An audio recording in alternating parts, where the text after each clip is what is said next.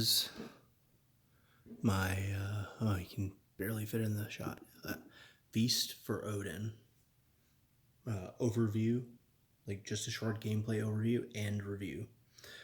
The game is so big that I probably won't be able to fit everything in the shot, so there might be some pieces like kind of outside. But I'm going to talk about the basics of it and then talk about what I like and don't like. So normally I'd keep this in the frame, but it's so big I cannot. So let's take a look here. So what we have here is the turn overview on this side, which you can see over there, the action spaces, and the player board, which are I'd say the main components of the game. What goes on, so let's just, I'll just take out a few of these guys, but basically you're going to have Vikings that come out later, which are going to be over here, which we won't fill up. You'll have Vikings that you currently have, which are in the thing space. So each turn you're going to get a new Viking from your table. But in getting that Viking, you're going to have to feed them with some rules here. And each part of the game has like these rules that you have to obey, and rules you have to obey for the Tetris area, and the squares. The game basically works where in similar Rosenburg style, you're going to get some food, which you can use to feed your people or to upgrade. Then you're going to go and play workers. This looks like a pretty daunting task, but it's not that bad because each of these are the number of workers and then the stuff you get or pay and then trade up. So say, I'll just give some examples. Say I want to get a sheep or a cow. I would put 3 workers here, and then I can either choose to get a sheep or I can pay 1 money to get a cow. And I also get an occupation card. So basically, the game's going to work like that. You're going to be collecting food resources, which I'm not going to take out. Well, I could take that out here. You're going to be collecting. Let's take a look at just a couple here. So you'll be collecting food, which is either orange or red, to put on your plate here, which you need to fill up if you don't want to take negative points. And you'll be collecting green or blue resources to put on your player board, following these rules where you can't put green touching green, and you can put money and iron on there. And you'll be essentially doing that through 6 or 7 rounds of the game, depending upon which game you play.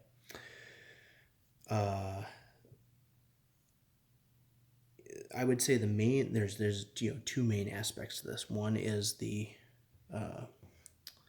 worker placement, which you have a lot of options, and you have I think 3 kind of is the most limited form of options. Once you add a 4th player, you can duplicate options, which is kind of interesting. And then you have your player board, which is basically all these negative ones, your income. So you have kind of like a engine building game in here. And he's also added like a Tetris style game in here. One notable change from a lot of other Rosenburg games is there's spaces where you have to roll a dice to determine if you're going to succeed or fail. Those are basically in here, which is hunting, trapping, whaling, or raiding and pillaging. So I think it's more of like the Vikings are interacting with something. Like they're, maybe you're going to go hunting and you don't know if you're going to succeed at hunting. Even if you went hunting today, right? Or you're going to go, I guess raiding, and you may not succeed at raiding. You may, something may happen, right? So that I think it's kind of, in a way, modeling that chance, right? You don't know if it's going to happen. Whereas, if you go and milk your cow's probably going to give you milk. So basically, you're going to continue through this game, and you'll follow a bunch of rules where, like, as you cover these up, you get more income. If you surround these tiles, you get that every round. So You have to be, you can't just be like grabbing any old piece. You have to grab pieces that work for your board and how you've like ended up with, which I think is very interesting, especially in this area. Let's talk about, you can also settle islands, which, if we move this down, you can go get this island, and then you can gets you another player board. In the games I've played, we've very rarely settled islands yet, but I think going forward, it's a very important aspect if you want to, because I think getting this income, like in this island, I guess not much income, but some of these other islands have a lot more income, right? Getting this filled up is potentially a lot easier than filling up this income track because there's less spaces to cover to get there. Or you can even just boost your income, right? And the other thing is surrounding this stuff is a lot easier, like surround the fish or the iron and stone. Those could be really powerful things to get stuff around, especially early. Yeah, I don't think you can get, maybe you can get Iceland. You can get Iceland early in the game. You can breed sheep, just like if you remember Agricola. You can breed animals and get stuff there. You can you can go to mountains and get resources from the mountains. You can build, you're probably going to want to build ships and or buy ships so you can so you can do these other actions, and there's just a lot of interesting stuff in this game. I think I'll talk about later, but I think Rosenburg did an amazing job with this game. It is probably my favorite game that I played in all of 2017. It's that I like it that much. So let's talk about the bad points first, and then we'll talk about all the stuff that I like. So I think there's very few maybe bad points in the game. If I'd say one of them that a lot of people may not like, but I don't mind so much, is a very limited player interaction, and maybe the most limited of any of Rosenberg's games. It kind of reminds a lot of people of Caverna, which I have not played. But there's just so many spaces that, a lot of games you'll be like, oh, I can wait to do that. Now, that's not exactly true, because what you find is in different parts of the game, people are going to be going for kind of the same things. Like early in the game, you might have a lot of mining, but maybe not so much later in the game. So you're going to have a lot of competition for a few spaces that are a little bit better. The lower cost, like hunting, is going to be more competitive than the two, stuff like that. So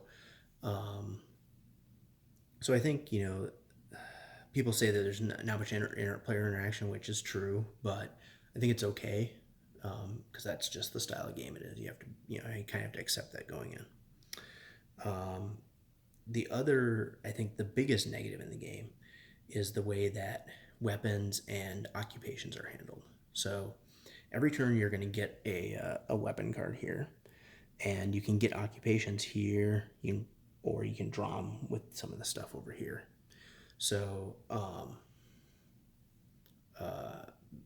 the problem I have with occupations is there's I think a limited number of really good ones or useful ones, maybe even for your strategy, but a whole bunch of ones that are just kind of, it's like a bonus point for putting into play, basically.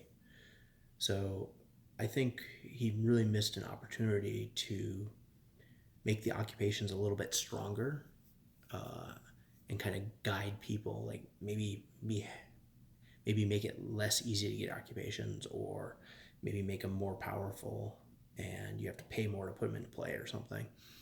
And that way it would kind of guide your strategy a little bit more. We play with you can draw 2 occupations and choose one, and that helps mitigate some of the I'd say crappiness of the occupations, but you still can go all game and be like, oh, these occupations are not very good. Why would I want to use them? So I think those are the 2 biggest faults in the game, which I think are, pretty minor. Let's talk about all the great stuff. Oh, one more thing is I think they could have, I don't know, it's kind of questionable. They could have maybe not made the resources double-sided. So if you look, you have like the orange and then the red, and then you'll have a blue and a green. Now, I think they may have done that just not just to save space in the box, but also that, if I upgrade my green, I can just flip it over.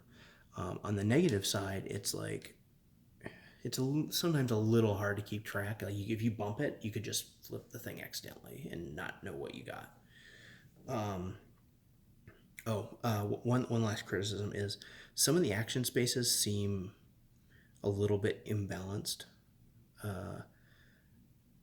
They just seem a little bit too effective for what they are compared to some other ones. Like some of them almost seem like, oh, why would you ever take this action space? And now, we have gone, I think we've used most of the action spaces in most games, but there's some like this one, right? This 4 cost one, like I don't see a case where someone's going to use that. It's expensive to get sheep. Why would you have sheep and cows in your same farm and trying to get all these resources from it? It's like, I don't know. It just doesn't make a lot of sense. So, especially since, getting a bunch of bedrolls is really hard to use. Like, it's really hard to upgrade a whole bunch of, or even like getting a whole bunch of milk. I guess you can take like something like this where you upgrade 4. Like if you get a whole like 4 milk, you can upgrade 4 milk into 4, bedrolls, and then you're really good, right? Well, I mean, maybe that's a strategy, but I just think it's a lot weaker than just getting 3 milk from 3 cows.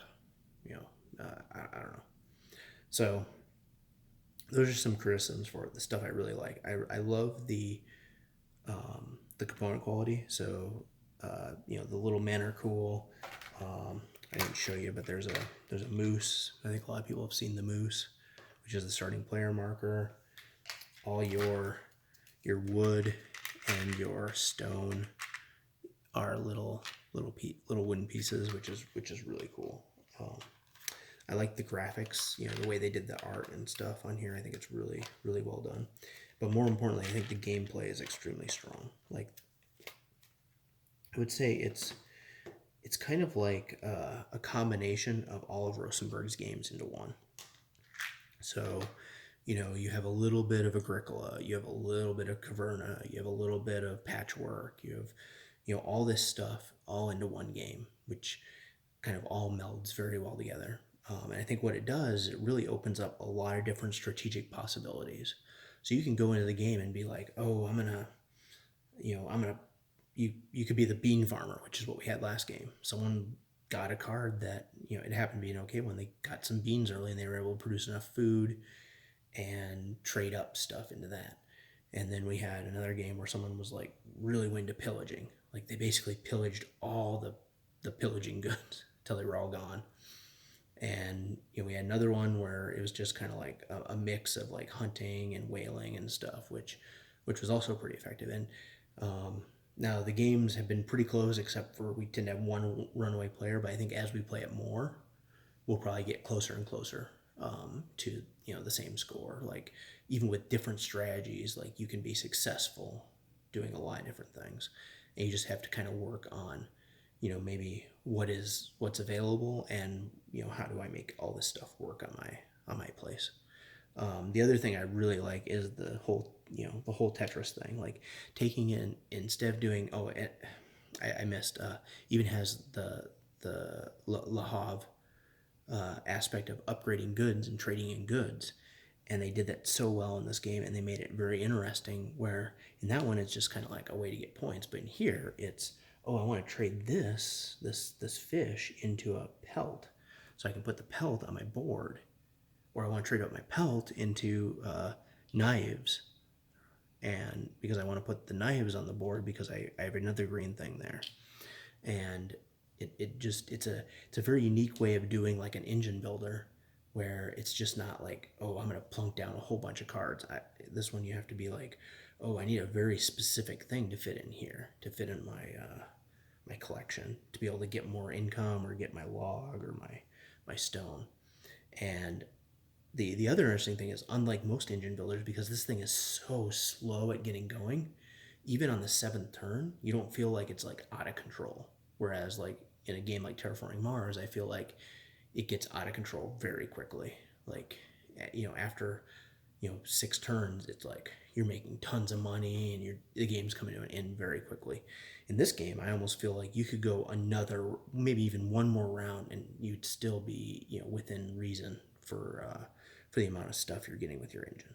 So um, basically, my feeling on this is if you like worker placement games, if you like engine building games, and if you like maybe even a little bit of a puzzle-ish game because of the Tetris stuff, it'd be a good game to take a look at. It's pretty expensive, but there's a lot here, and I really hope they do some expansions. My number one pick would be an expansion with maybe some rules changes for the occupations and a really good occupation deck, something that really directs you into play. Um, a good point someone made is they really like Terraforming Mars because when you choose a corporation, it really sets your direction. And in this game, it's kind of like the direction is kind of wide open. Now, some people like that, but I think nudging players into this is their direction, Keyflower does, or Terraforming Mars does, or a lot of other games do, is better for most players than having this sandbox-ish thing. So, take a look at this game. I think, like I said, it's probably my favorite game that I played in 2017, and I think a lot of people would really enjoy this. This is A Feast for Odin. Brief walkthrough and review.